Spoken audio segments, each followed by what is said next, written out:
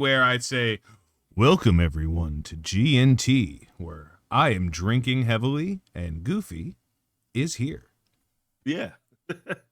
I'm drinking heavily. I'm drinking tea. Does that count? Tea counts, right? Oh no. I should say spoilers, but I don't know how I much of mean, what we're going to say is spoilers. yeah, I mean, if you've been paying attention to anything on the internet over the past, you know, ever, then you would have seen pretty much basically everything that you needed to see. If you consider yourself to be dialed in, Yep. which I believe that the three people that watch us are, the Yeah. three people being two of them at least being us. But You think I watch me? um, so yeah, I mean, there's not spoilers, whatever. Spoilers, So because there is absolutely nothing in this movie that matters. other than the movie happened, that Yeah, matters.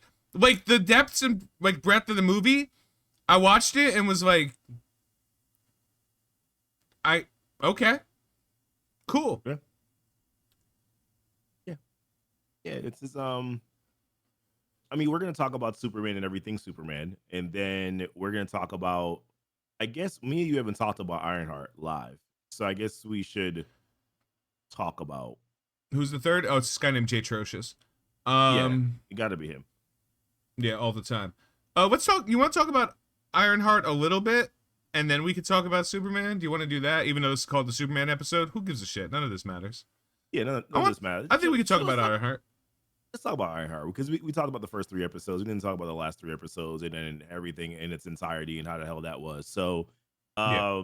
you want me to start? You want to start? How do you want to do this? Go ahead. Okay, all right, I'll start off. So, um, I've thought about this probably the last week and a half or so. Here's the thing I'll say about Ironheart. I enjoyed the show. I Sure. enjoyed the show. It was fun. There were some parts of it where I was just like, this is silly, but whatever, this is fine. Liked the suit, like the very last suit that she had. I liked it, except for the whole like magic part. But I'm gonna get to that magic aspect of it a little bit Yeah. later on. Um, I felt like from a like culture matters to me in terms of just like how you portray that culture in a show in a series. And I do think that Marvel has always done a very good job of being culturally accurate. And I say in this situation, the culture of Chicago, right? I feel like they did nail Sure. that pretty well. And that was exciting to see. So always enjoyed that. Enjoy the interconnecting sort of like relationships between Riri, her family, friends, all those things. I thought that was really cool. Um, and yeah, I mean, like I said, it's an enjoyable show. Does it matter in the grand scheme of things? No. But my biggest takeaway from the show, and great, like we got to see Mephisto. Personally, like I'm not a huge fan of Mephisto. I think a lot this already. I don't really care that much about Mephisto. But that's I cool. do know Like we this. got to see him. Yeah, we got to see him. That was great. For a lot of people. So I'm not gonna yuck your yum. That's cool. Where I'm at with the show though is wow, for a show that had Riri Williams in it, there was a little bit too much magic bullcrap that I would have preferred not to have had in the show. And I've thought about this enough now where I believe this thoroughly. The show would have been better if there was just no magic, period. Like if the show focused on Riri, the tech genius, doing tech genius things and facing potentially other tech geniuses, and then that would be the way that she would go about solving everything from top to bottom, because that's not really what the show really portrayed. Like it showed her smarts and her intellect, but that wasn't really the pure essence of the Ironheart character. And for me, that was where I kind of felt like the show failed me a little bit, was just that there was too much magic and mystic crap overall and supernatural crap that was in the show. the Hood ended up being to me like a very gimmicky character that just was just there. Like there was no real sense of purpose other than the fact that he was there to introduce Mephisto. And I mean, if that's how we were doing it, whatever. Like it doesn't. I guess in a grand scheme of things, it doesn't really matter. Because he did his job. If you want to look at it from that perspective, but I feel like in a lot of ways, the Hood as a character was wasted. If I want to put it that way. So yeah, I mean, overall, I thought that like while it was a good, enjoyable show, the only time that I really got to see Riri be like use her intellects and smarts to get out of a problem was maybe the first episode, and then like the episode where the whole gang came to go get her, and then she finally, instead of trying to fight them with her strength, she started using her smarts and intellect. And I felt like there wasn't enough of that throughout the show. Like I think back to like Iron Man, the Iron Man 3 movie. I don't think that that movie was great, but but two of the greatest parts for me, I would put there like moments in the MCU was when Tony was fighting the extremis girl in the restaurant, and he once again used his wits to be able to get past her because he did not have his suit. I also thought when he decided to raid the area where the Mandarin, quote unquote, the Mandarin was there, that one of the greatest moments for me was watching him take out the guys on the outside that clearly sucked, but also that he used it with smarts and intellect as opposed to because he didn't have his suit. Once again, the suit was powered down. I expected a little bit more of that in the show, and I did not get enough of that. Personally, I feel like the introduction of magic, the supernatural, all that, I think that that should have been served for a better show like Agatha, as opposed to a show like Ironheart. So that's my takeaway.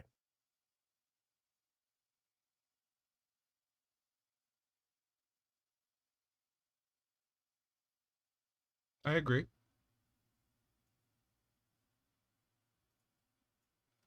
With everything you said.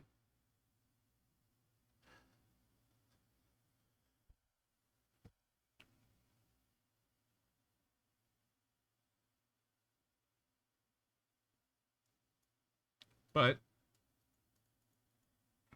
here's the deal. That show fucking ruled.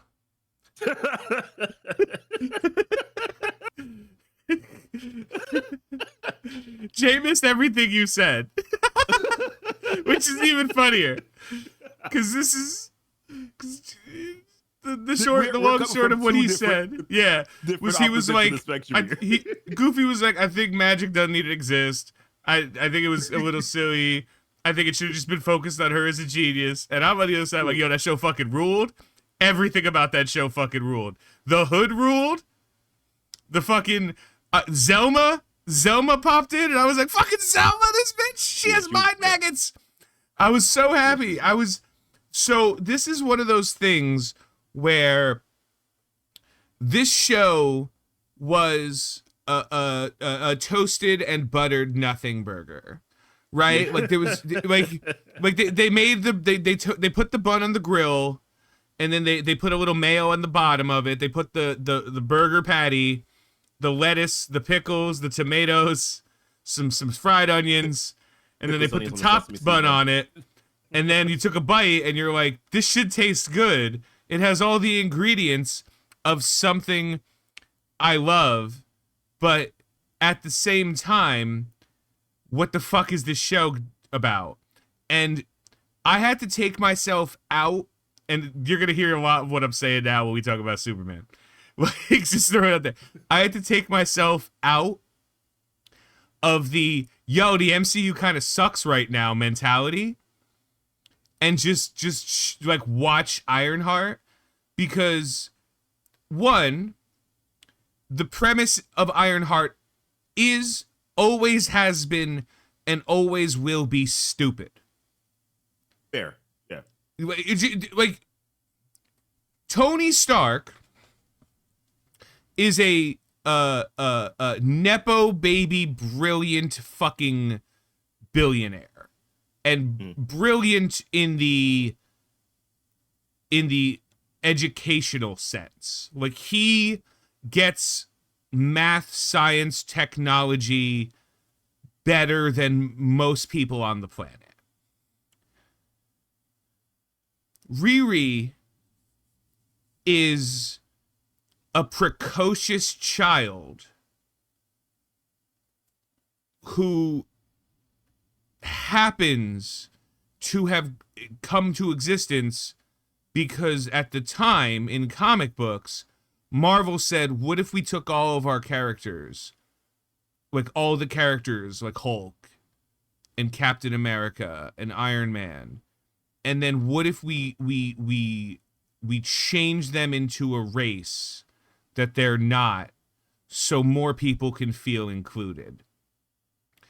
And as a result of that, a couple hundred people each individually got excited, and a couple thousand people stopped reading comic books. You know? So, like, it came at a time where they were, like, trying to create characters, but not out of interest of creating characters. And you saw that there's times they've done that, like Ms. Marvel in comics was created, one, because of diversity, and two, because someone thought it would be a good idea. And it was a good idea. And Ms. Marvel fucking rules. Miles Morales was created by Bendis. Bendis has mixed race children. His wife, I believe, is black. So he has, you know, half black, half white kids. And his daughter once said to him, not a lot of superheroes like me, are there, Dad? And he was like, oh, that hurts. Okay, wait a minute. I happen to be able to do something about that. And I get that. Like, dude, you have the keys to the kingdom, and your child said, wouldn't it be cool if, and you are uniquely capable of fixing that. So we got Miles Morales, and when Miles Morales came out, they made the same mistake they make over and over and over again. They're like, he's not Black Spider-Man, he's just Spider-Man. Be like, you don't have to say that. You could just be like, there's a new Spider-Man in town. And like Miles came from the Ultimate Universe where Spider-Man was. There was no problem with there being another Spider-Man. Right. At the even it made sense. Like, oh, what would you call someone who also has radioactive spider powers? Spider-Man 2? Like, yeah. Fuck, like, what do we, like, you could have the same fucking, Spider-Man got, like, if you show up in the Marvel Universe, and you're like, my name's Iron Man, you will be sued. Like, Tony Stark will sue you. If you come up and you're like, my name's Spider-Man, you think Spider-Man's broke as shit. Mm-hmm. Mm-hmm. Anyone wearing a Spider-Man shirt, he ain't getting a penny from that. You know what I mean? Like, so, of all the characters, like Peter Parker, I've said many times, Peter Parker gotta be a white dude. Peter Parker specifically, because any other race going through what Peter Parker goes through is just too mean. It borderlines racism or bigotry. Like, it's just, the dude gets fucked by life so hard that it's like that, was it the Pursuit of Happiness movie? Was that the one where Will Smith's life? Yeah. Will Smith, yeah. So I watched all of Ironheart. Yeah. I watched the 3 episodes. I rewatched the 3 episodes. Then I watched the last 3 episodes, and I stand by something I had said at the beginning. I don't know if this is going to be too fucking long or not long enough. And surprise, I was right. It was either too fucking long or not long enough. Mm-hmm. They spent the first 3 episodes set up something that the last 3 episodes rushed through. Right. Right. And I'm like, okay, we could have just saved our fucking life and went boom, boom, boom, boom. 4 episodes. This entire series is done. We get like a mini movie, kind of like a 2.5 hour movie, 3 hour movie. And we're like, oh, okay, cool. No, good enough. Because there was nothing going on for it. Right. That said, Every character served a purpose in Ironheart. Even the like what like okay, cool. So the two siblings. I'm trying not to gender anybody because I don't know what their pronouns are. The two siblings, the Bash, the Bash siblings, yeah, like they're superhuman. They have to be superhuman because of the nonsense they were doing. If you tell me they're not superhuman, I'm like, oh, they're dead because they're like 107-pound like children, and that one guy that like hit one of them would have crushed their spine. They had the hacker, who's played by someone from the Drag Race. I don't remember who, but I remember seeing that person on RuPaul's Drag Race and being like, I know that bitch.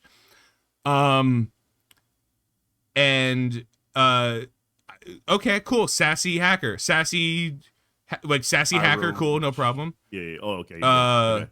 And then there was Crazy Bitch was the last person in that fucking crew. The one who was crazy. Her job was be crazy. Mm-hmm. And then that cool dude who died. John? I think his name was John. I don't remember anybody's name. Do you know why? Andre, but I feel like Andre is from a different. No, Andre is the real name of the guy of Eric Andre. Is the real name? Okay, is the guy who played what Raptor, whatever Rapage, whatever the fuck his name was. Rampage. Yeah, fuck him. Rampage. Okay. No, that's not who I'm talking about. I could care less. I fucking hate Eric Andre. But just for other reasons, for unrelated, I don't think he's funny.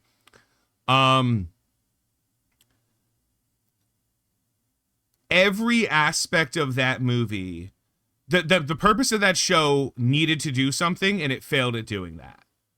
Again, keep in mind, I love this show, but I'm saying it failed at doing that. What this show needed to do was establish Ironheart as a heir apparent to Tony Stark's intellect. It failed. She needed help. She needed so much fucking help. Yeah. She needed help all the time. Tony Stark didn't need help, but he had help. She can't possibly be the heir apparent.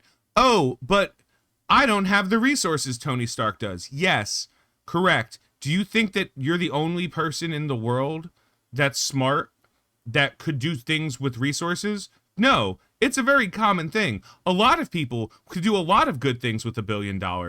You're not special. Also, you kind of cheated because you used Wakandan tech.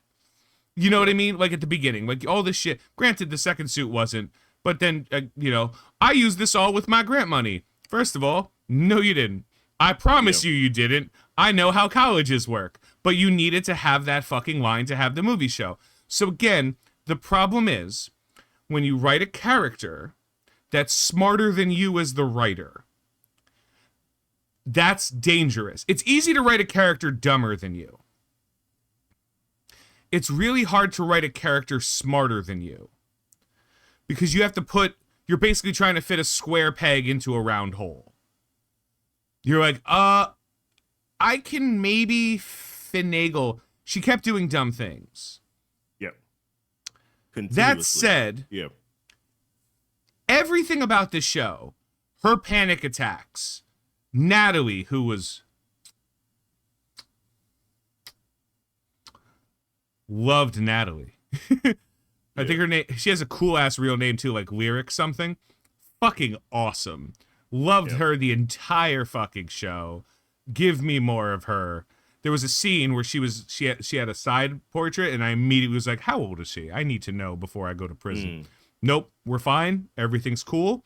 She is a reasonable age for someone to be attracted to. Just 23 or 24 or something like that.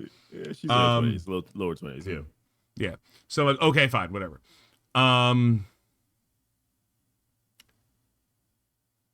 The reason I love this show in all of its form, Zelma and Mephisto. Zelma and Mephisto. Also, sorry, let me go back for one thing for a second. Did she get expelled from MIT for plagiarism, but she didn't plagiarize anything? She sold it to people who were the plagiarists. That is correct. That is the story that was. If I write a story and someone plagiarizes my story, I'm not getting sued for plagiarism. I am the affronted party. If she sold her information to somebody else, there's nothing wrong with that. Huh? Right. Like, she's the one that's doing the work, and then right. Yeah. So, again, the entire first episode, I'm like, you're stupid. No, she was expelled for plagiarism. They specifically said plagiarism. That's the problem. Right? Yeah. Yeah. And also, MIT is not expelling her. What are you, are they insane? She just created, by the way, a machine that could track vibranium underwater. They would not fucking expel. Dude. Right. If you think MIT would expel, I will blow your mind with what I got away with in Stevens. Like, your mind will be blown. Every time I had to sit in front of a disciplinary hearing and being like, what are you going to do? Get rid of me?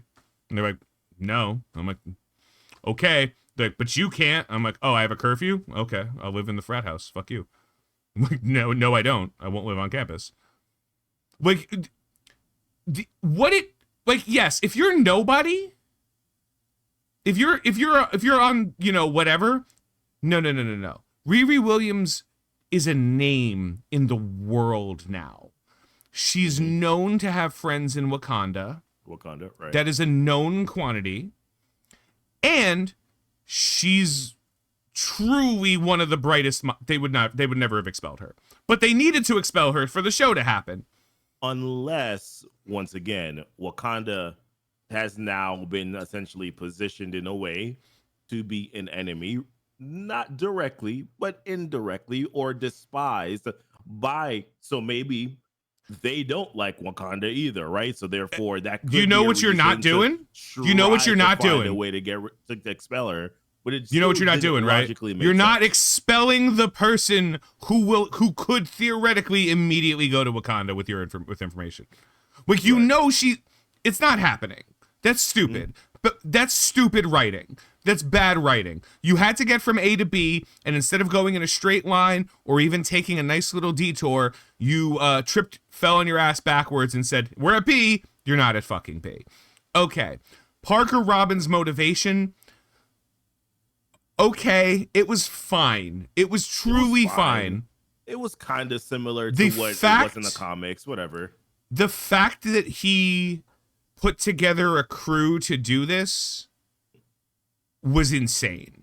Yeah. Like, let alone the actual, I have a crew that's going to hack. You have a magic fucking cape. He could do everything. As a matter of fact, he made the situation far more complicated for himself. Yep. By hiring a crew. Yep. Like, so the reason, but Parker being an idiot is his fault. By the way, let's just put that out. So he either needed to be desperate, because he needed to be further along in the cape problem and trying to not use it anymore, which they said in the second to last episode, but it was a day late and $1 fucking short. Yeah. Like, he needed to be fully fucking giving into the cape at the beginning of the series and being like, I need a crew. Whatever. Zeke Stain, right? How the fuck was he not the protagonist? Like nothing burger, almost, basically, but whatever. How was he not the main character? He had the most compelling fucking arc in that show. Like, he knew the truth about his father. Mm-hmm. He was making money doing what his father did. He got arrested society was like, oh, your father's rolling in his grave. He's like, I'm actually way better person than my father, and it's so funny that nobody sees it. He gets bio updates, becomes fucking like Aldrich Killian from, what was the name of the guy in Aldrich Killian? Yeah, becomes the, in Iron Man 3, like truly a god. Truly a god. Fucking spares Shuri, which is a total G move. Yeah. Like, didn't have to. Keep in mind, she knows his power is electrical. When she built her new suit, the biggest flaw in that entire show, Iron Man constantly iterated. Oh, I noticed a thing my suit can't do. Let's fix it. Oh, I noticed a thing. Magic. There was a line in that show I was watching with Tim. There was a line in that fucking show where I paused and left the room. I left the room because... What line was this? Oh, you ready? Yeah. It's scarred into my fucking brain. The power core can't take both Natalie and Magic. Oh, okay. Yeah, it can. Yeah, it can. Yeah, it can. Ignoring the other previous thing I fucking couldn't stand. Again, I like this show. I'm just shitting on it. She's like, it's wind and solar powered. I'm like, no, it's not. It is 100% not. It can't be.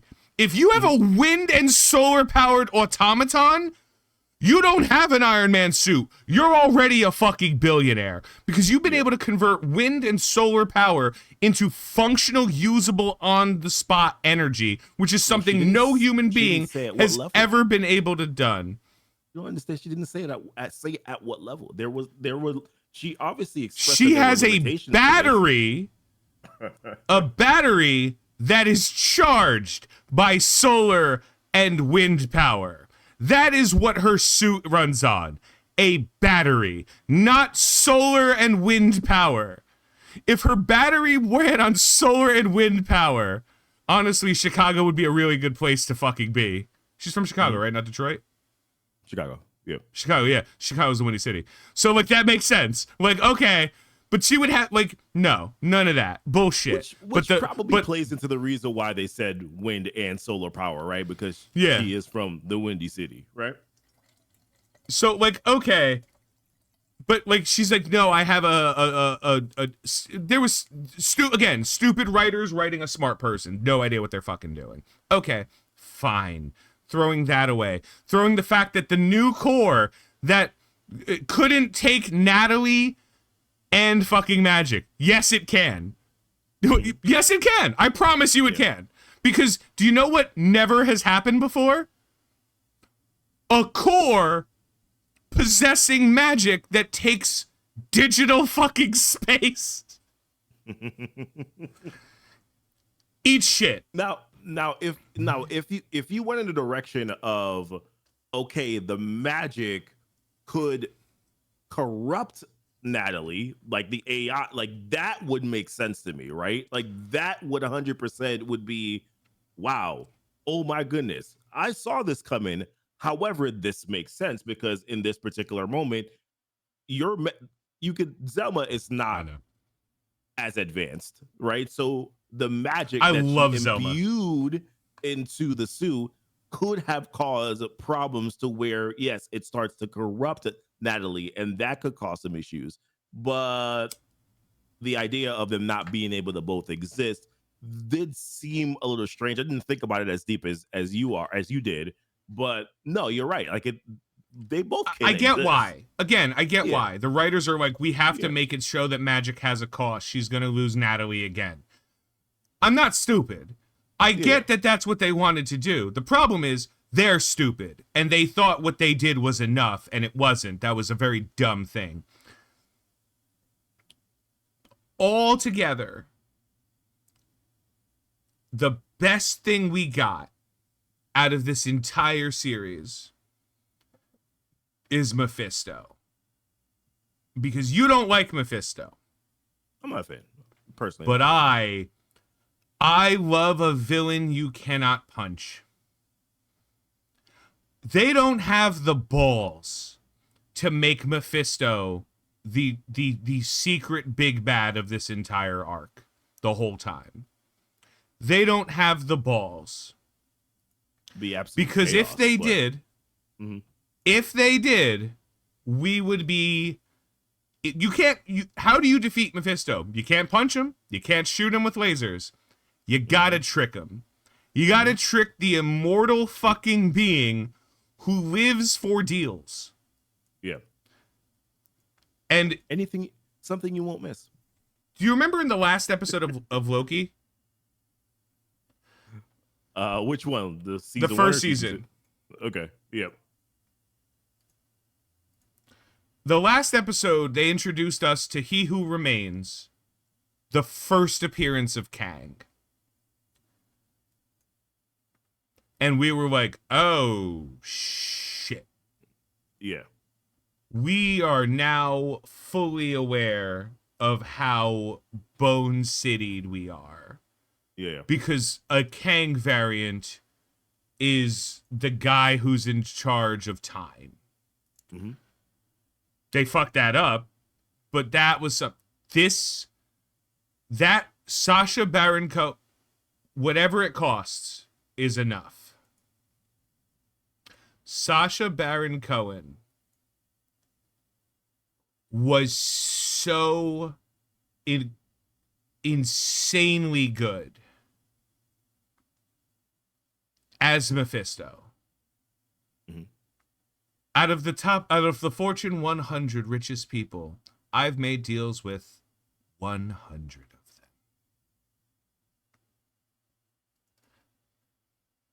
So then now the question is, who are these people that he's made deals with? Do you want to know who's definitely on the Fortune 100? Who? Unless this is a throwaway line written by shit writers. Pepper Potts. At minimum, Pepper Potts.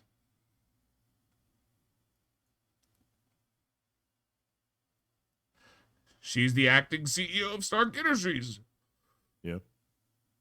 Justin Hammer's a billionaire. Correct. That's a given. Okay. All right.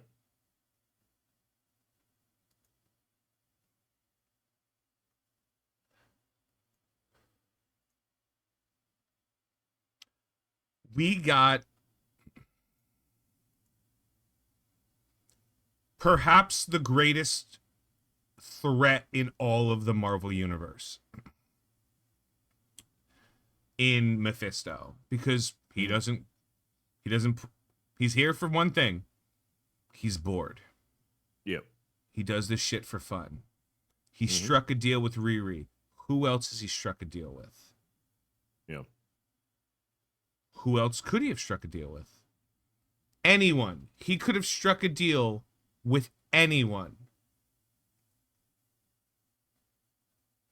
And this is where I kind of, number one, yes, I'm not a big Mephisto fan, but also because he was introduced at the end of Ironheart, this is another moment where I say to myself,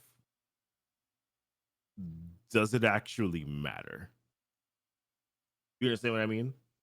Like, does it actually matter? It has to. We want it to, right? As much as, like, once again, like, not a huge fan of Mephisto, but this is interesting because now you have the ultimate big bad if they were to go in that direction, which they won't. But another reason why I kind of just like, what is the point of all of it at the end of the day? Is this a moment of Kevin Feige setting some stuff up, or is it just another throwaway? Because Kang ended up being a throwaway. What Loki did ended up being a throwaway at the end of season 2 at this point. is this just another throwaway moment where we're introducing things, but then they don't have a payoff? Probably that. But I want to, and Crazy I over hope to Mephisto. believe that that's not what Yeah. happened. We can't be done with Mephisto. And You don't cast Sacha Baron Cohen as Mephisto for nothing. we hope not, right?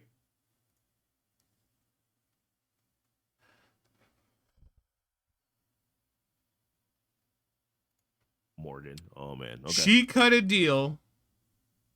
She cut a deal with Mephisto to get Natalie back, and he brought Natalie back. Yeah. Natalie. Mm-hmm. Back from either the dead or another universe or whatever he did. Yeah. Because magic always has a price, and Mephisto has a monkey paw for a dick. Like, he gonna fuck you with it. You know what I mean? Yeah.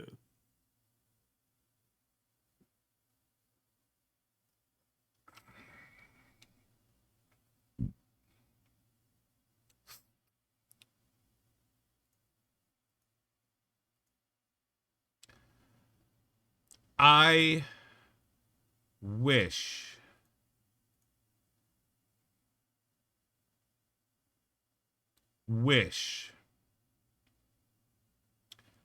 we had the time to like truly rip into Ironheart, but the truth is we don't have the time. And the reason why is because we have Fantastic Four coming out, which doesn't matter. It matters in the fact that like it's supposed to matter, and therefore it matters. that's where we are with Fantastic Four. The show was made a long time ago. Yep, it was.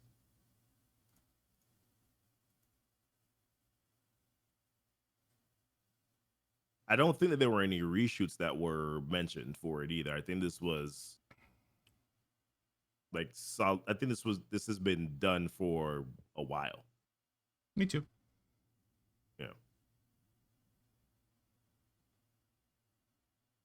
Because if I'm not mistaken, I think this show was done in 2023. At least it was they were starting to shoot it in 2023, right? And sorry, reading TLC. Poor stepdad. No first no AI rebirth, then no Mephisto rebirth, and she chopped up his car.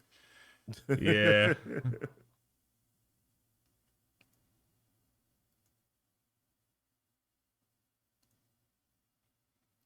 Yeah. Yeah, but his legacy will always live on now. She has magic in her suit that she will always wear.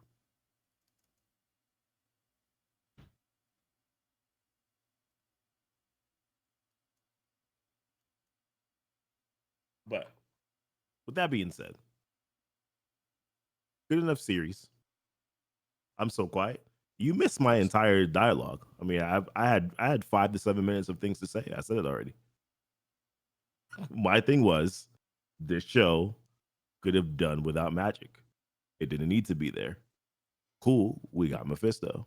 Cool, we got some supernatural stuff. However, for a Ironheart show, magic was not necessary. And that would have made it a little bit more interesting. Cannot to me. Agree more. The only magic that needed to be present was Mephisto. Yeah.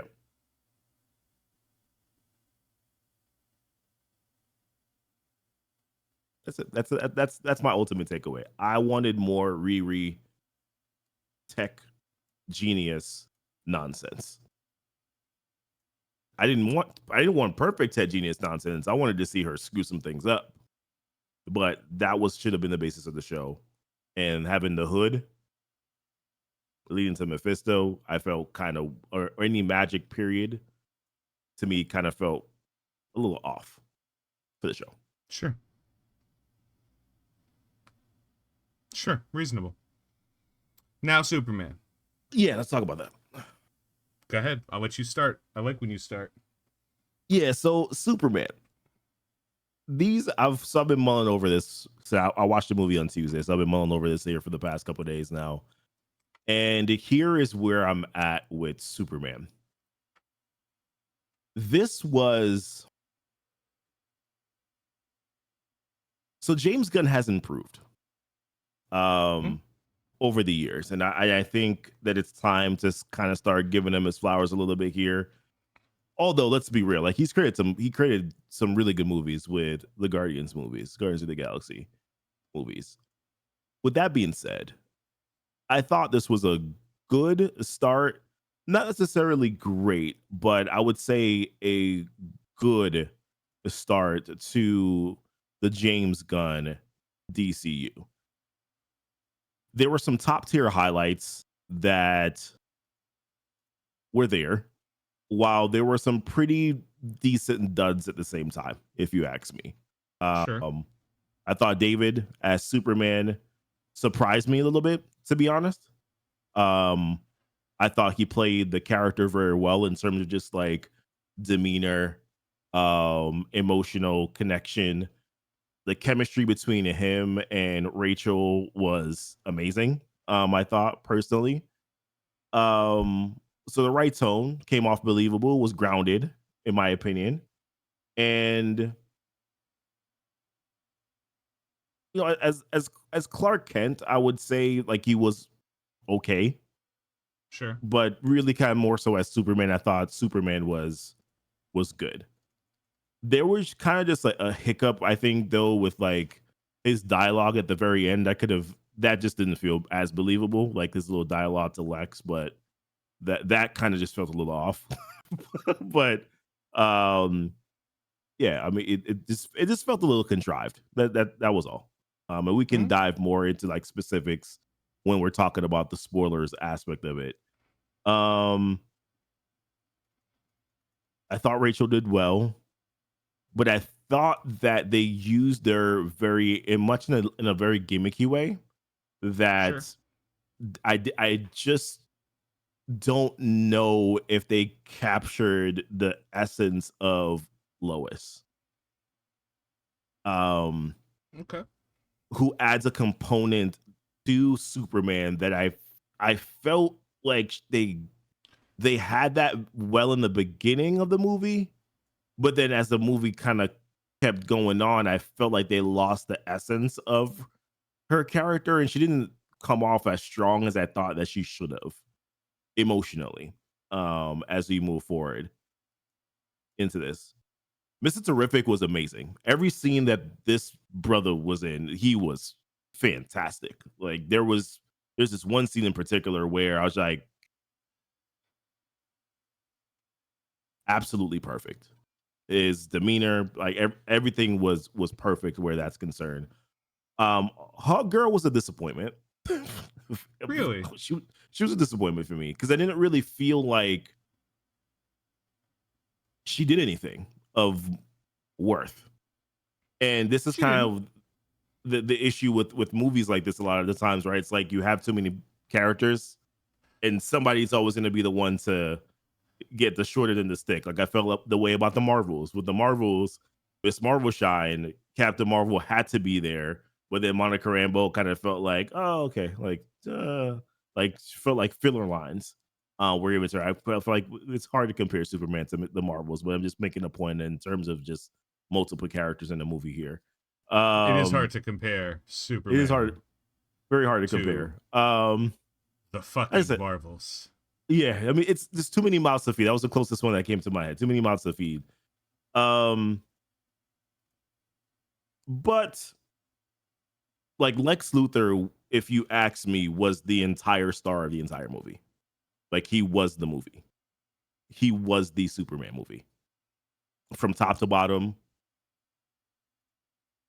Nicholas, what is his name? Nicholas Nicholas Holt, Holt. whatever. Nicholas Holt. I thought he was great.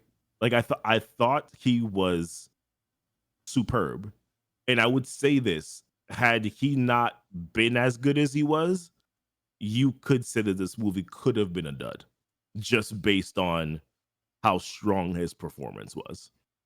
Um, I thought Guy Gardner was really good too. Like I thought, but yeah, going back to Lex, like I thought Lex had the right amount of disdain. I thought he was sadistic, evil. Like I thought there was a lot of really good things to like about him. The CGI I thought was actually pretty good. I thought CGI was pretty good. I saw a lot of comments talking about how the CGI was bad in like some of the scenes before the movie even came out, and I was just like, no, like the CGI was on point, in this particular one. Um, but all right, let's go back to this. The story felt a little jumbled as hell in the beginning. Like the story was just felt super jumbled. Like it was just too many things happening. They weren't really leading to each other properly. Like the movie didn't feel like, to me, didn't really settle in until like 45 minutes in, where we finally were just like, okay, this is what we're actually doing now. Like this is where we're progressing to. It felt all over the place. It felt like, in a lot of ways, it felt like when you're reading a comic book, right? And then you're going to like one story, but then the next, like you get a strong opening act in issue one, but then like issue two and three feel like fillers, and you're just, but it doesn't really seem like it's connected. And that's kind of how the first 45 minutes of the movie were to me. Like it kind of felt that way. Um, so the movie didn't really tend to pick up until like a certain point, and we can talk about those specifics again a little bit later on. Um, so if you ask me, like overall, I'll probably give the movie like 6.5, 7 out of 10. That's kind of where I'm at with the movie. It was a good start, not great. The ending was kind of predictable. We saw that coming, but that's also partially me just seeing too many things online, even though I tried to avoid them, but I just saw too much and just kind of knew where that was going. And also, I mean, if you follow the story, you kind of know where that stuff is going too. But yeah, I think that's all I got so far. Hmm. Well, I'm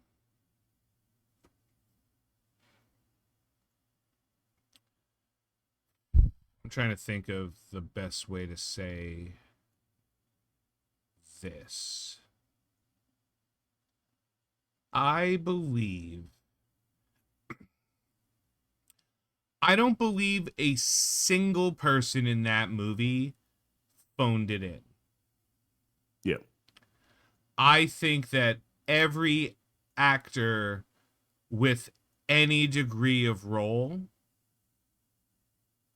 did a great job with what they were doing.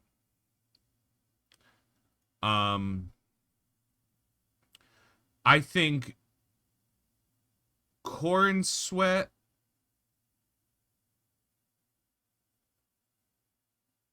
was a competent Superman Yeah. for the version of Superman that we have now. We have to forget all TV Superman previous. We have to think of Superman as the character. I think as a character, Corn Sweat nailed Clark. I also think he did a good job as Superman. I think it was pushy, like touch and go for a bit at the beginning, but I think it Mhm. rounded out and he got better. I think I think Brosnahan is the best Lois we've ever gotten. So I'm going to disagree with you on that.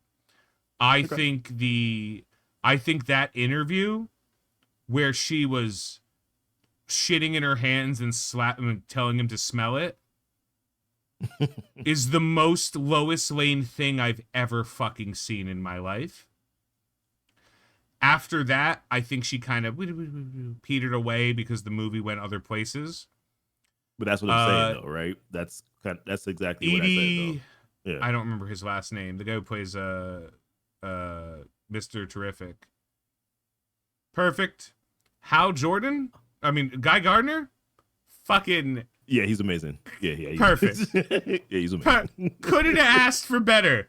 Thank you, Nathan Fillion. Thank you. Nailed it. Just not over the top. No one was over the top. Okay, incorrect. Hawk There Girl was was one a person little over the top. Yeah, but fuck okay. Hawk Girl. Like, her job was to be hot. She was hot. Her job was be a third person in this and make fun of fucking Guy. Hal. Yeah. Or Guy. Yeah, Guy. And Yeah. she nailed it. Perfect. Great work. That was her job. She nailed it. And she was hot, Isabel Emmer said. Like, great. Lex was over the fucking top. They nailed Lex. Yeah. While watching, I'm gonna tell you what I told a couple of people who said didn't like it. So this is the first time I've watched a DC movie, a live action DC movie, in, not even joking, in the last 20 fucking years, maybe longer, that made me feel like I was watching an episode of Justice League Unlimited. And that's the gold fucking standard. Yeah. It wasn't a carbon copy. That's not what I'm saying. Right. What I'm saying, it made me feel like this world is lived in, like there are characters in this fucking world. I did like it because of the baby and the dog. I did like it. I did say that, Tim. No, I did say that baby was my favorite part because he was hideous. He was so ugly. He was just the ugliest baby, and still better looking than the Flash baby. Ooh. Yeah, saying a lot, right? Oh yeah. Metamorpho. I thought he had a small role, and he did a lot with it. Yeah. I thought Eve Tessmacher had a small role and did a shit ton with it. Jimmy Olsen, I hated Jimmy so goddamn much. I was like, you are the ugliest man in this movie. I don't think he's an ugly dude, but he's definitely not David Corenswet. You know, he's not even fucking, what's his name from The Wire. Like,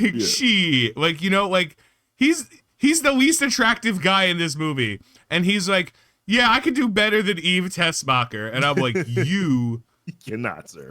Cannot. The end of the movie when she jumps on him, I'm like, luckiest man on the planet.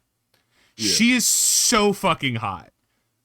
She is, and on top of it, she wasn't stupid. Yeah, she wasn't. Like, she knew exactly what she was doing. She knew what she was doing the whole time. The entire time.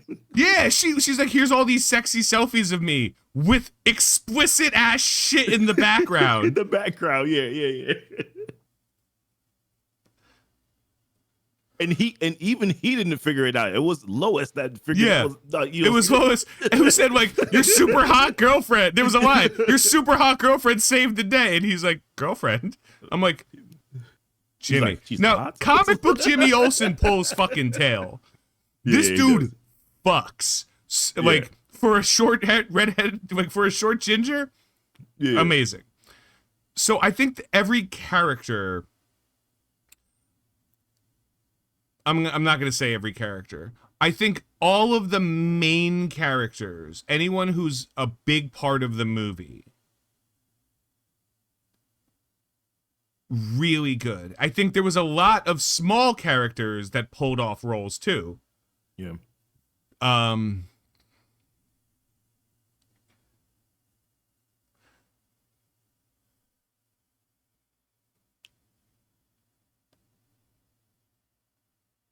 I told you in text, there was a couple of things that I loathed in this movie. There was a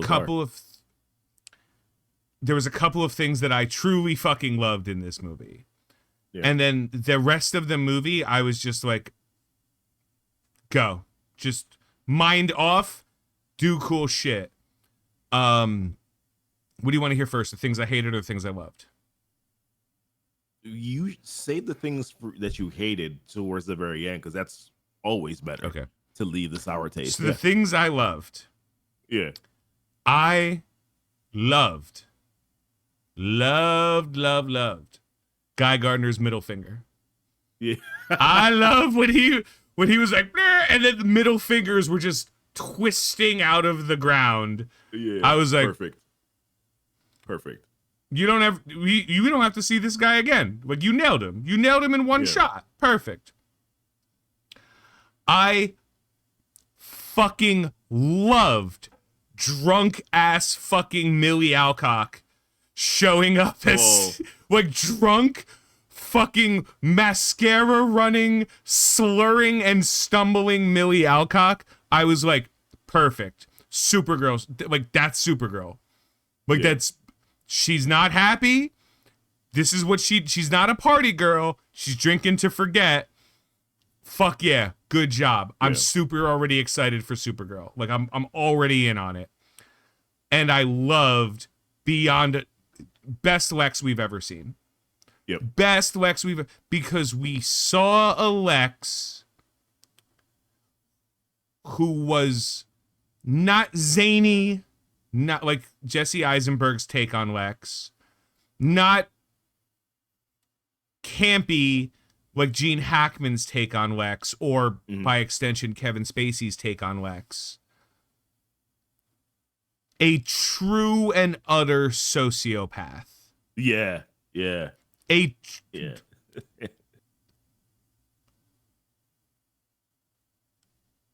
Clancy Brown's voice is a better Lex. That's what I mean when I say this felt like Justice League. That felt like Lex. The Lex Luthor, not the Golden Age fucking Lex who had red hair and was like, see? Like, no. This felt like the modern, smartest man in the world. Lex Luthor is the smartest man on planet Earth. This version of Lex felt like the smartest man on planet Earth. They didn't tell us. They showed us that he was smart enough, that he had planned for everything, that he was ready, and more importantly, jealous. I'm saying you He's something. So jealous of Superman. He was just jealous. It's just jealousy. This thing right here in real time, like when this was forming in real time, was perfect. Like this moment right here was the best moment of the entire movie. For me, what you sent me. Yeah.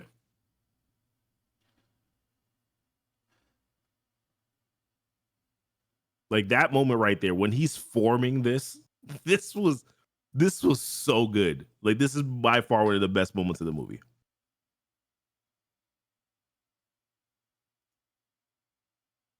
Yeah. Lex fucking ruled. Nicholas Hoult. And then I saw a meme that was like, remember when we used to dress Nicholas Hoult as a complete goon and then put him on screen for 2 hours? And it was like Cold Hearts when he was a zombie, Renfield where he was a vampire, Mad Max where he was just the crazy fucking crow mouth guy. And I'm like, yeah, we did used to do that. We really did put Nicholas Hoult through the fucking ringer.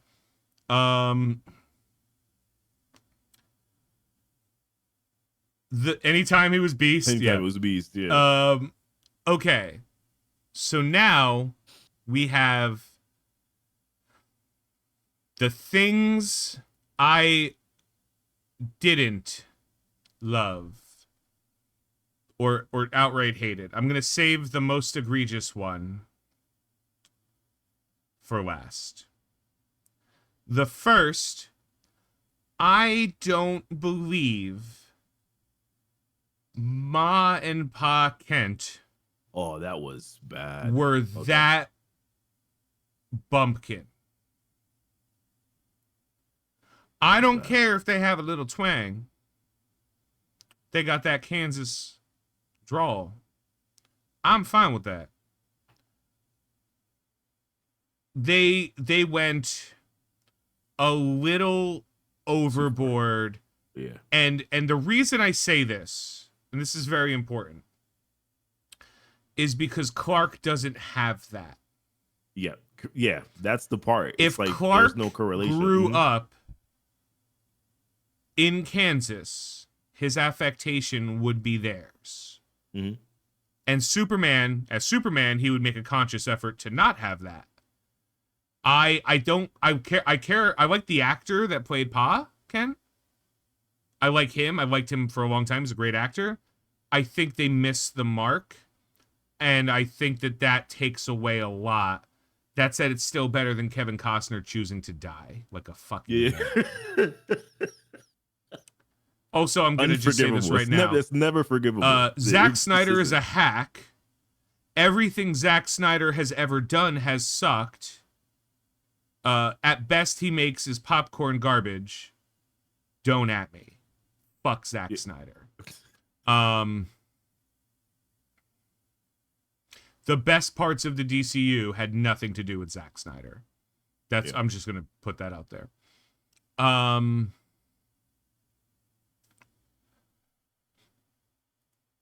So, yeah, he was in the most recent episode of Rick and Morty. Yeah, he was really good. He was really good in that. Yeah, fucking cunt. Yeah. Okay, so now that I've said that,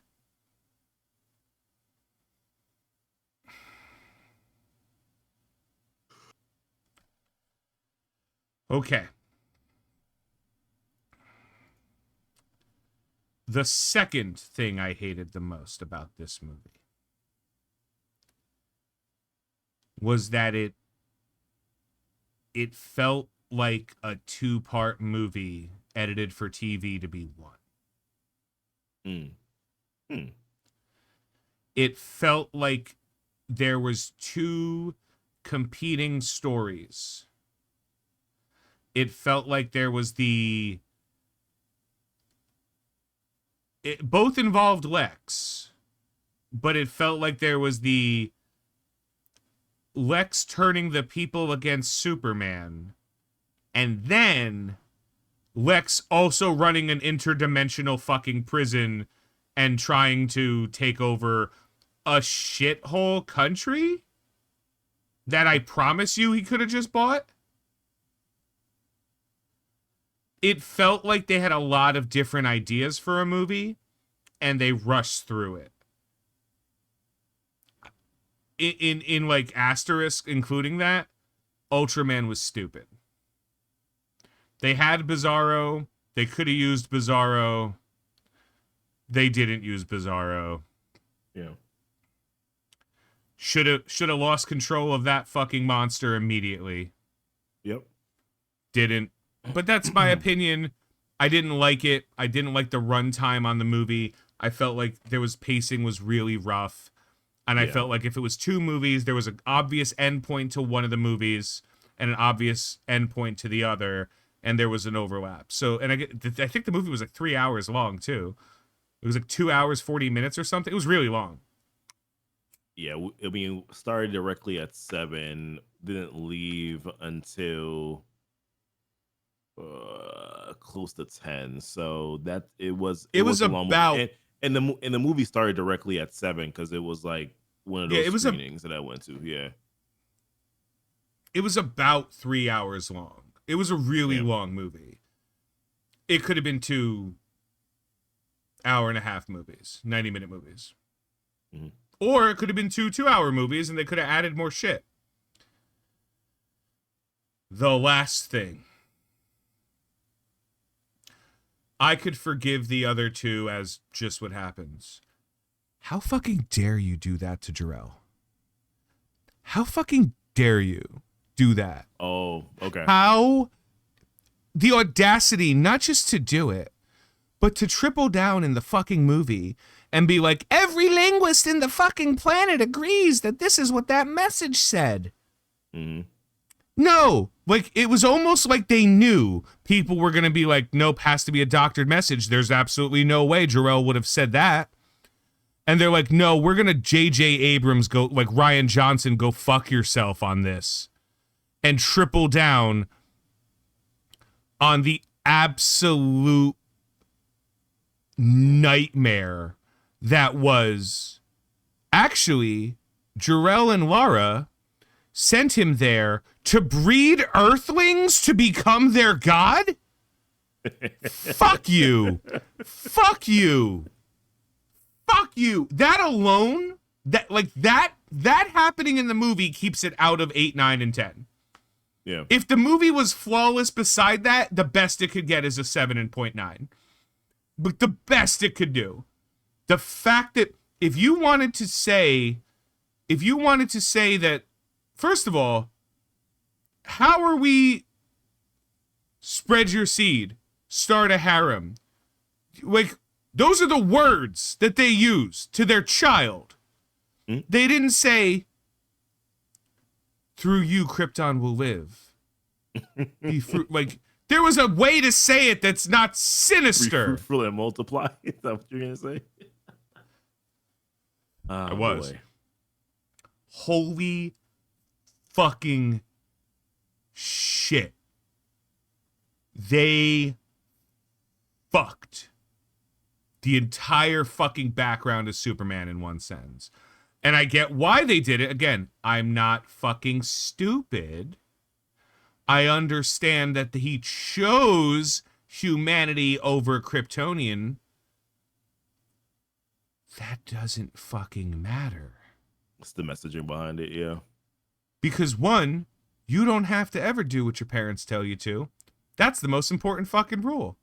You have to listen to them when you live under their house, and then eventually that fucking goes away. You're right, kids. Parents are just people. They make mistakes like everybody else. While I was so mad, I was like, no, it's got to be revealed that was fucking doctored. Like, no, it wasn't. Really? No, it wasn't? No. Every fucking linguist, first of all, get 2 linguists in a room. They won't agree on anything. 2 linguists. Every linguist is like, no, this is exactly what it says. How'd you get this? Oh, one of Lex's science fucking experiments. Fixed it. The out was right there. You had an out. That could have been the end of the first movie. That's what I'm saying. And that would have. And then the second movie recovers it, right, saying like, no, the Lex using the nanobots in an engineer and AI was able to generate the rest of the footage, and we can't check the source because we can't decode Kryptonian fucking data. You know what I mean? Like, yeah. So this is just the only version we got. We don't have, and we never had that. Just like,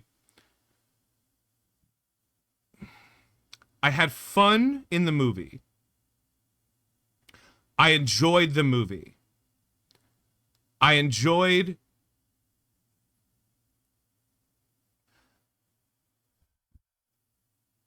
There are good people, Kal-El. They wish to be. They merely lack the light to show them the way. 1970s. Marlon Brando to Christopher Reeve. That is Superman. Yeah. That nailed it. First ballot Hall of Fame Superman speech. The idea. I almost would have been happier if Ma and Pa Kent were assholes. Like, that would have been a better fucking deal. Yeah, okay.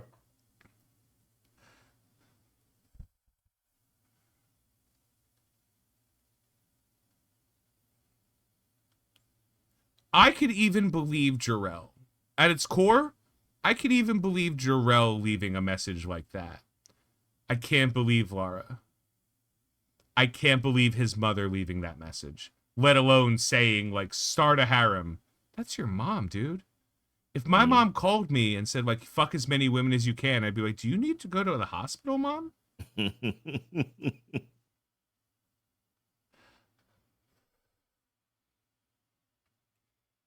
What a fucking tragedy. 6.8 out of 10. That's what I give that movie. Not a 7. Didn't quite reach 7. Remember, I never give anything a 7. It's either good enough to be over a 7, not good enough to be a 7. That's the line I draw, because 7 is a fucking cop-out. If 5 I'm happy it exists. I'm happy with what it's done. I'm happy with what we could see in the future. I think James Gunn did a good job. Not even like a passable, a good job. So my fear of James Gunn is mostly like, all right, it worked out. But he done fucked up when he ruined Superman's parents and then his adopted parents. And now we have, while I do think Cavill was a better Superman, I think he was a better Superman in a worse universe. I think this is a better universe for Superman.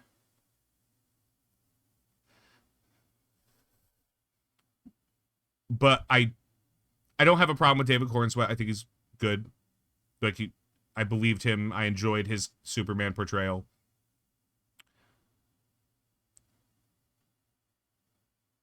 Cat Grant had great tits.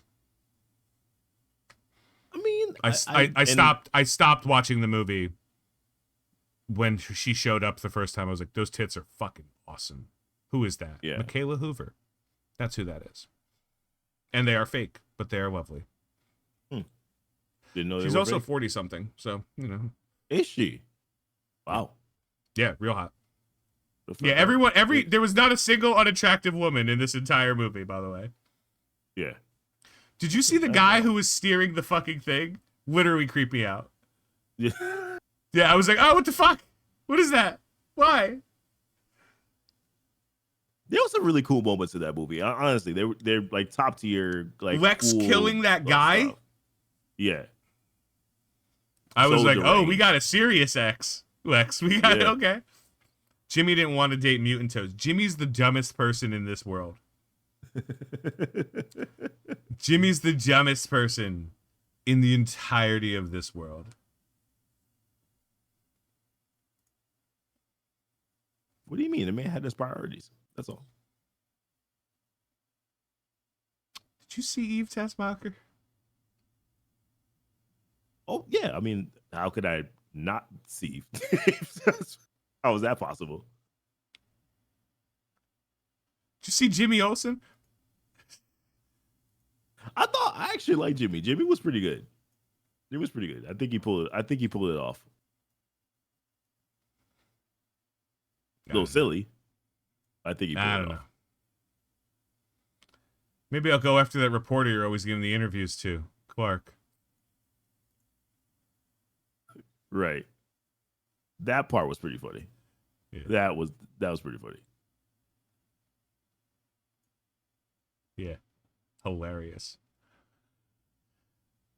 I think you should see it. I think you should see the movie. Sure. I don't think you're going to be like, oh, what a waste of time.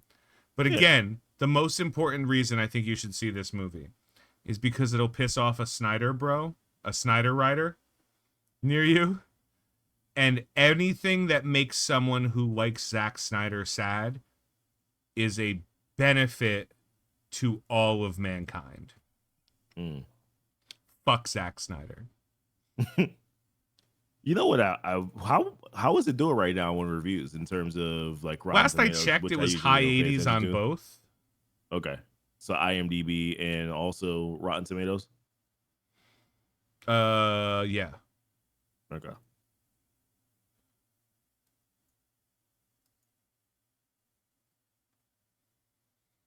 Lex was good. Yeah, Lex was great. There's a Guy Gardner where I forgot to even mention Guy when we talked about it originally. I love how petty you are. I would even go so far as to say fuck Christopher Nolan fans, but I still enjoyed all of the Dark Knight movies. Like, I still thought all of the Dark Knight movies were still good movies. I just don't equate them to good Batman movies. You know what I mean? That's fair.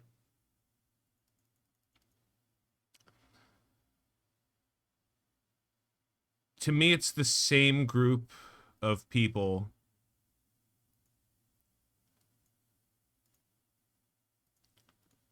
that are like,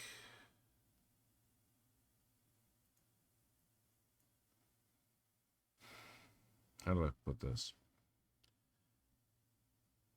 Like, Zack Snyder's version of Superman was like Cavill did a good job, but the movie sucked. Mm-hmm. Like, I watched Man of Steel, and I still was okay with Man of Steel right up until he killed Zod. He wouldn't kill Zod. Mm-hmm. The only reason he killed Zod is because they wrote in the script, Superman kills Zod. That's it. That's the only reason. They could have come up with any other reason, but nope. So, what am I supposed to do with that, you know? Ultimately, we got what we got. As a start to the DCU, because that's really what it is. It's a start. You can't count fucking Creature Commandos and shit. It is just a start. As a start, it's a good start. Good. It's not a great start. It's a good start. I'm happier to start seeing DC. I'm gonna see Supergirl because it looks great. Mm-hmm.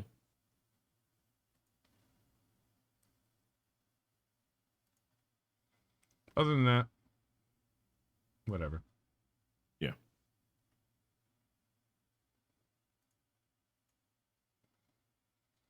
That's all I got. We've been talking. That's all I got, man. I got nothing else to say. I went on enough small diets. The only thing we can talk about now is Fantastic Four and how I don't care. I have nothing to say about that movie. Millie Alcock is a goddess. TLC. Oh, someone said it. I don't know what it is. I have no idea. But I fucking love her. I love her so much. I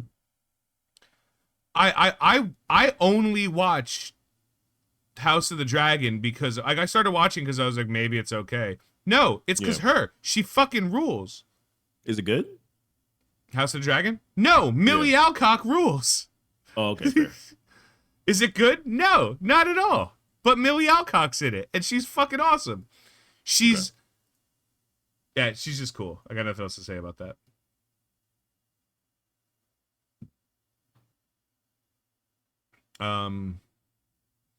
They're doing a Lantern show starring John.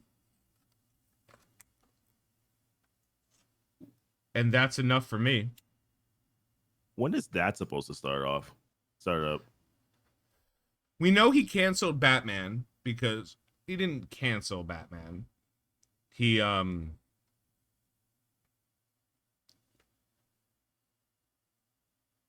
has temporarily taken it off the record because right now that was supposed to be Elseworld, right? That was no. The Batman 2 is not Elseworld.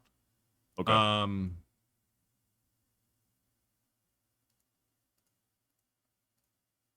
The Batman 2 is Elseworld. Batman Brave and the Bold was supposed to be a story about Bruce and Damian. Hal and John? I didn't know it was Hal, but I know John is definitely one of the Lanterns in it.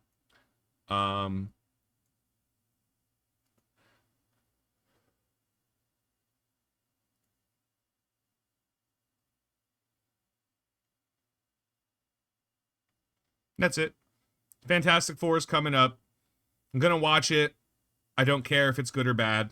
Like, it has to do too much. We know it's not going to. You know what I mean? There's no way. Like, that movie has been set up to fail. In all honesty, like, man, it's just what it is. That movie has been set up to fail.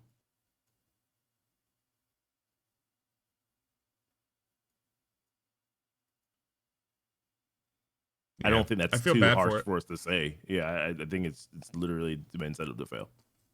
Even like I even think it'll do well. Oh, Um, I'm completely convinced that this movie is actually going to be good. Like I want to be clear about this. I think the movie will be good. I've seen enough to believe that the movie will be good. I just don't believe that the movie is going to do enough of what it needs to do to prepare us for Doomsday. That's all I'm saying. that's fair. I just don't think it's I just don't think it's going to. I don't think that any one movie could. No, I'm not disagreeing. Yeah, Kyle Chandler's a dude from Friday Night Lights. Yeah. All right. And the other thing I'm excited for Marvel coming out with is All right. Wonder Man, because Wonder Man fucking rules. I mean, bro. By the way, it does look like I saw a small little clip. It does look like he has powers or something like that. Wonder Man? Yeah. So, to my knowledge, and again, he could be anything. Yeah. No, to my knowledge, he's playing an actor who's in a who's supposed to be who's in a TV right? show about superheroes. Got it. That's the idea. And then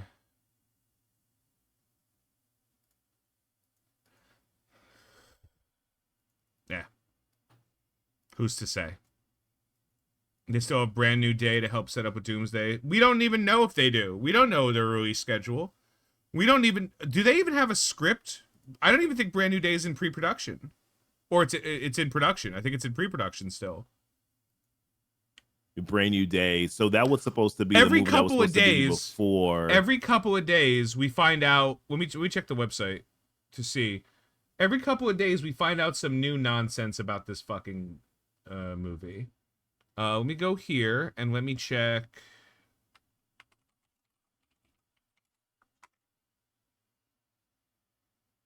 I thought he wasn't superpowered. I thought the premise is he wasn't superpowered, and during the events of the show, he gains superpowers.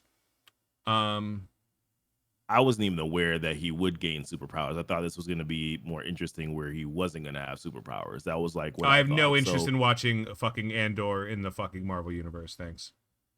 I have no interest in watching the Damage Control fucking series. Like, the comics are fine because they're funny.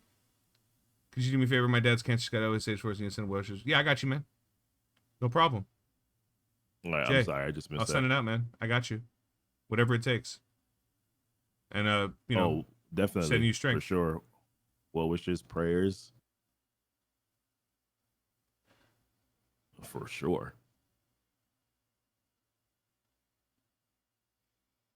There's a scene in Fantastic Four First Steps where the major world leaders are together discussing the threat of Galactus, and there's an empty spot with a Latvian flag over it. So we're getting One World on a Doom? Is that what's happening? No.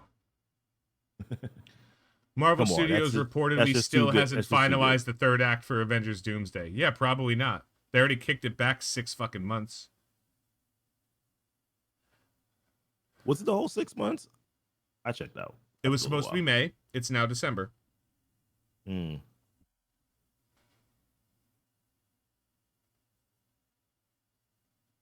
just trying to read anything else. Regan Alea wants Strange Academy to move forward. Strange Academy can do something really cool, tap a market people are dying for. Many wish that they could support Harry Potter nowadays. They're itching for something that they could be super fans of again. Just be super fans of fucking Harry Potter. Just don't buy official Harry Potter. Like, what are we doing? That's the dumbest thing I've ever heard.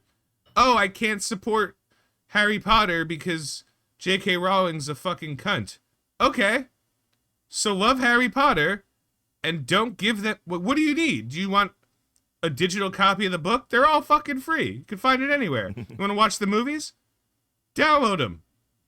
Buy DVDs. Secondhand. Like, Blu-rays. Like, what do we do? Like, you can love something. Like, I get Chick-fil-A. Chick-fil-A, one of the guys in charge of Chick-fil-A doesn't think I should have fucking the right to live. I'm like, oh, okay, cool. Your food's still good, though, and you don't matter. What are we doing? What did you do to the Chick-fil-A guy? It's the question. No, he's anti-LGBT. Oh, one of the heads of Chick-fil-A is anti-LGBT. So I'm like, okay, cool. Yeah, that sucks, but your food's good. And the 17, 18-year-olds working there probably aren't sharing your fucking mentality and what you do with your money. So I'm not gonna like fuck what? Food's good, man. Tom Holland was recently snapped on or on set with Simu Lee, so he started shooting now. He's done with Odyssey. That's nice. Okay. That's cool. But I do want to see Strange Academy because it's interesting. They already have characters that could be in it. But again, I want to see so many things, but not from the Marvel we've been having. You know what I mean? That's crazy fair, yeah. The version of Marvel we have is disappointment. Sabrina Carpenter rumored for MCU role. Yeah, Dazzler. We talked about this. I don't know if we talked about this, but everyone did. Spider-Man teams up with Punisher to take down Savage Hulk in Brand New Day. Boring, uninterested. Savage Hulk? But why? All right, whatever. I don't know. Whatever. Like this, it doesn't matter. Doesn't matter. It just doesn't matter. It just doesn't matter. Why is Brand New Day shooting in Scotland? Why is Spider-Man not shooting in New York? How did Spider-Man get to Scotland? He has no money. He's homeless. He doesn't have a passport. Everyone doesn't know what is so dumb. There's a lot of things happening, man. We could do better. We could do better than Anya Taylor-Joy as Magic. We could do Anya Taylor-Joy as something much better. I don't know what that is. She was a good Magic, though. She was a good Magic. So that movie sucked on ice. I can't even remember anyone who sucked or didn't in that. Nothing shoots in the U.S. anymore. What part of Scotland looks like Bronx?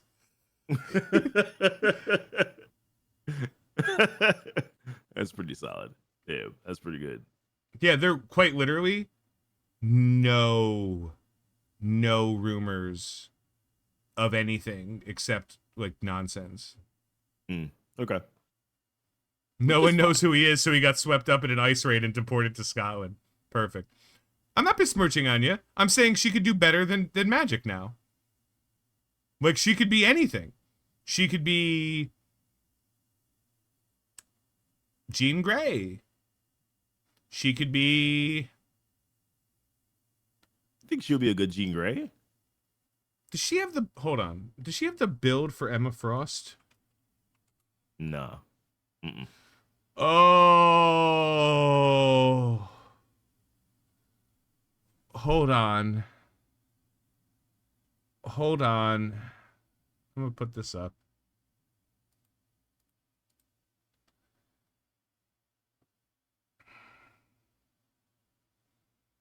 It's giving Emma. Not quite. She could be Franklin. I mean, listen. Wow. That comment seems wild. She could be Franklin Richards. Anyone could be Franklin Richards if they want to. That one threw me for a loop. So the real question, and the most important question, who could be Savage? Who could be Rogue?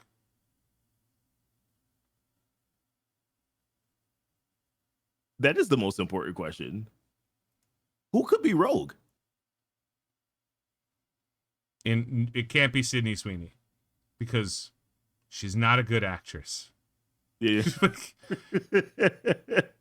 That is a key component. She could be Felicia Hardy because Felicia Hardy is also not a good actress. Felicia Hardy is a walking pair of tits. Who could be Rogue? I wonder if anybody's fan casted anyone before. I generally I'm terrible with actresses' names, so I think they just have to be like looking for someone who could do a southern accent with double D's. Yeah. Open call. Come on in. Extra points if you know who Savage Land's Rogue is and you dress as her. Oh boy.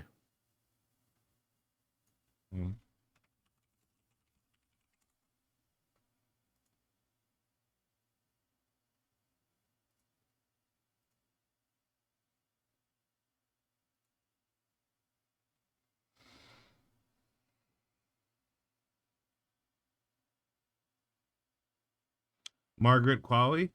Margaret Qualley. She had fake tits in the substance. Like they were prosthetic tits. She actually has much smaller tits than that.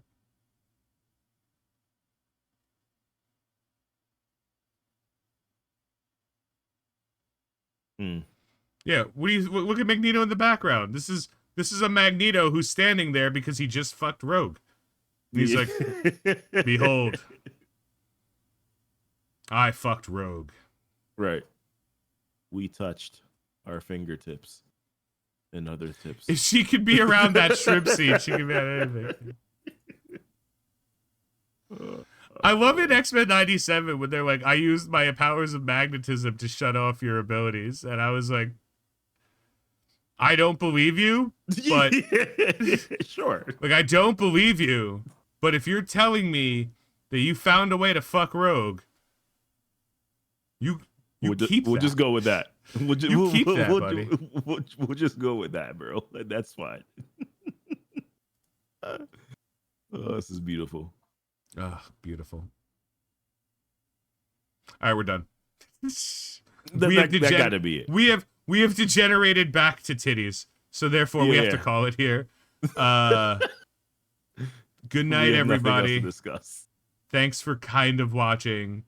Thoughts and power to Jay and his father. Jay and his pops. Yeah. We'll keep it in your mind, man. Hope for for a miracle, because that's what we need. And next season of X-Men 97, not till next year, to my knowledge. Yep. The only thing that's coming out, actually, I don't know what else is coming out this year in Marvel. Hold on. Other than Wonder Man, I don't think there's a Wonder Man, Fantastic Four, Wonder Man. I think that's Eyes of Wakanda. I think that's it. Marvel skip. Oh God, why does AI mode ever kick in? I think Eyes of Wakanda is this year, right? Blade still listed. Okay, your AI is great. Fantastic Four First Steps, Eyes of Wakanda, Marvel Zombies, and Wonder Man. So Eyes of Wakanda and Marvel Zombies are quite literally nothing. I'll watch them, but I'm not like, whatever. First Steps is this month, right? Like 2 weeks, right? Yeah, First Steps is a couple weeks. July 25th. And then Wonder Man. And then we have literally nothing. I think we have Daredevil next March. And then, whatever the fuck else we have in 2026. Yeah. Okay, what do we got? Phase 6. Jesus Christ. Spider-Man is next July. Avengers Doomsday is December. And then we all know Secret War is getting pushed back again, right? Because there's no way, if they haven't finished Doomsday, they're going to be able to put together whatever it fucking takes to film Avengers Secret War in a year. A movie that definitely doesn't have a script. Yeah, that's a formality at this point. Yeah, so...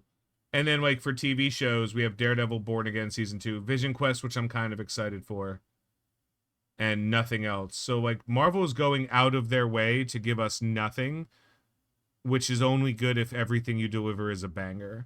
And again, I really liked Thunderbolts, man. I rewatched it, and I was like, no, this movie fucking rules. Yeah, like, everything about that movie fucking rules. I just feel so bad. I feel so bad. Box office, Thunderbolts. That movie, I don't think it even made 400 milli. Yeah, no. I think. Yeah, that's sad. That's so sad because this movie fucking ruled. Yeah, it did. I love the movie.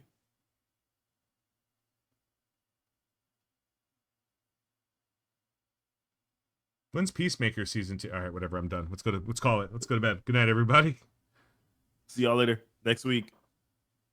Punisher's a movie that they might do a theatrical release.